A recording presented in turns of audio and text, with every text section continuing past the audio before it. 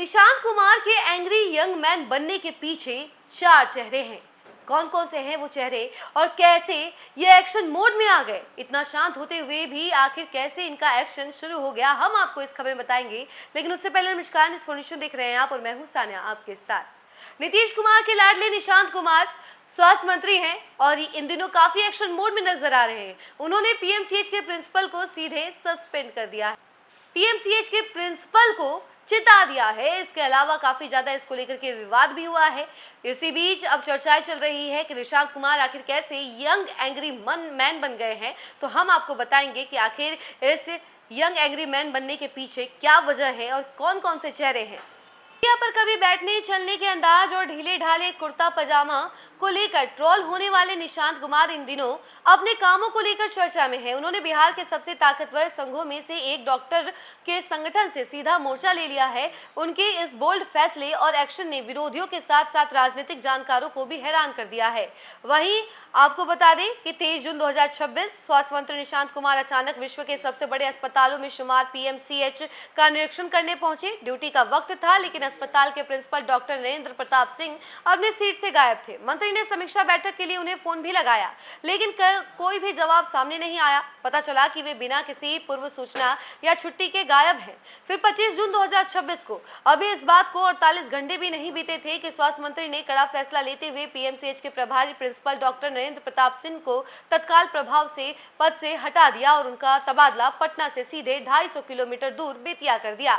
सूत्रों के मुताबिक इस बड़ी कार्रवाई के पीछे एक सोची समझी रणनीति है। वह जनता के बीच मैसेज देना चाहते हैं और इस कार्रवाई के पीछे तीन बड़ी बातें थी। जैसे कि निशांत कुमार ने इस कार्रवाई से पूरे प्रशासनिक और स्वास्थ्य तंत्र को साफ संदेश दे दिया है कि कोई चाहे कितना भी बड़ा अधिकारी हो, पहुंच वाला डॉक्टर हो या रसूखदार शख्स हो, ड्यूटी में लापरवाही, अनुशासनहीनता और बिना बताए गायब रहना अब बर्दाश्त नहीं किया जाएगा। दूसरा पॉइंट यह है कि उन्होंने जता दिया कि अस्पतालों में अब प्रशासनिक मनमानी नहीं चलेगी। डॉक्टरों और अधिकारियों की पहली प्राथमिकता वीआईपी कल्चर के बजाय जन सेवा और मरीजों की सहूलियत होनी चाहिए। राज्य के अन्य मेडिकल कॉलेजों और सरकारी अस्पतालों के प्रमुखों को भी यह कड़ा संकेत मिल चुका है कि वे मुस्तैद रहें, क्योंकि औचक निरीक्षण कहीं भी और कभी भी हो सकता है। सूत्रों के मुताबिक निशांत के इस पूरे बदलाव के पीछे उनके पिता नीतीश कुमार का भी हाथ है। चाय के वक्त या खाली समय में नीतीश कुमार अपने 2005 से लेकर के 2026 तक के शासनकाल के अनुभवों को निशांत के साथ साझा करते हैं। सूत्रों के मुताबिक डॉक्टरों के इस बड़े तबादले और कार्रवाई से पहले भी निशांत ने अपने पिता से सुझाव लिए थे। दोनों के बीच लगातार सरकार के कामकाज पर चर्चा होती है। निशांत कुमार की पुरानी छवि को तराश कर रही इस नए कड़क अंदाज में ढालने के पीछे पूर्व मुख्यमंत्री नीतीश कुमार के बेहद करीबी, वफादार और तजुर्बेकार प्रशासनिक अधिकारियों की तिकड़ी है। ये तीन चेहरे निशांत के साथ साए की तरह रहते हैं। सबसे पहला नाम है आईएएस अफसर कुमार रवि, और जो कि हर फैसले में अहम भूमिका निभाते हैं। और दूसरा नाम है कौशलेंद्र कुमार, लोगों से मिलने की ट्रेनिंग देते हैं कि कैसे लोगों से मिलना चाहिए और कैसे बात करनी चाहिए। तमाम जानकारी जो है वो कौशलेंद्र कुमार देते हैं। तीसरा नाम है हरिद्वार प्रसाद। निशांत किससे मिलेंगे किससे नहीं, ये वही तय करते हैं। और आपको बता दें कि सूत्रों के मुताबिक खबर ये सामने आई है कि निशांत कुमार ने 7 मई को मंत्री पद की शपथ लेने के बाद सीधे फील्ड में उतरने के बजाय पहले खुद को तैयार किया। उन्होंने शुरुआती 2 महीने तक कड़ा रूटीन फॉलो किया। वे रोज 9:30 बजे सचिवालय स्थित स्वास्थ्य विभाग पहुंच जाते थे और देर शाम 7 बजे तक अधिकारियों के साथ एक एक फाइल की समीक्षा करते थे, टिप्पणियों को समझते थे और फाइल मूवमेंट की बारीकियों को जानते थे। फील्ड में जाने से पहले उन्होंने विभाग के कमांड एंड कंट्रोल सेंटर में घंटों समय बिताया। वहां से बिहार के अस्पतालों से मिल रही लाइव फीड और कमियों और सुविधाओं को समझा है।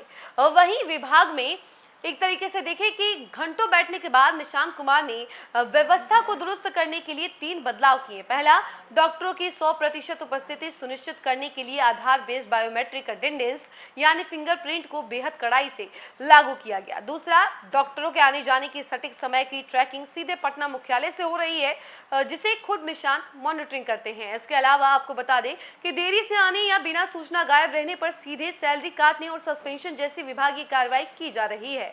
और आगे की 3 बड़ी तैयारियां क्या हैं, तो देखिए, सबसे पहला रेफर सिस्टम का खात्मा। इसको लेकर के सम्राट चौधरी भी लगातार ये कहते रहते हैं कि अब जितने भी सिविल सर्जन हैं उनकी मनमानी नहीं चलेगी। अब किसी को भी हॉस्पिटल से कहीं पर भी रेफर नहीं किया जाना होगा। यानी कि जो हर मामले में डॉक्टर से सीधे पीएमसीएच में रेफर कर देते थे, ये अब नहीं चलेगा। इसके अलावा दूसरा पॉइंट अगर कहे बात, तो दवा और उपकरण ये एकदम सटीक होना चाहिए। यानी अस्पतालों में जीवन रक्षक दवाओं और चिकित्सा उपकरणों की 24 घंटे उपलब्धता होनी चाहिए। और तीसरी पॉइंट अगर बात की जाए तो ये है ग्रामीण स्वास्थ्य, यानी एम्बुलेंस और आपातकालीन सेवाओं का विस्तार सीधे गांवों तक करना, और जिसके लिए निशांत ने सुदूर ग्रामीण इलाकों के प्राथमिक केंद्रों के औचक निरीक्षण का एक पूरा रोड मैप तैयार कर लिया है। तो ये है 3 बड़ी तैयारी जो कि आगे निशांत कुमार कर रहे हैं, और इसी वजह से ये एक्शन मोड में भी नजर आ रहे हैं। इसके पीछे क्या क्या वजह थी और कि कौन कौन से चेहरे हैं कि निशांत कुमार इतना आगे बढ़ रहे हैं, अचानक से एक्शन मोड में आ गए, इतने दिनों से शांत थे, ये कई जगह पर ट्रोल भी होते रहे हैं, सोशल मीडिया पर इनको लेकर के मीम्स बनती रही हैं।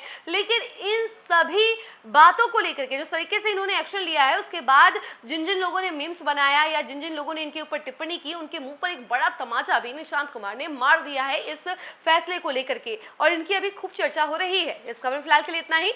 ऐसी तमाम अपडेट के लिए जुड़े रहे हमसे और देखते रहे न्यूज़4 नेशन। धन्यवाद।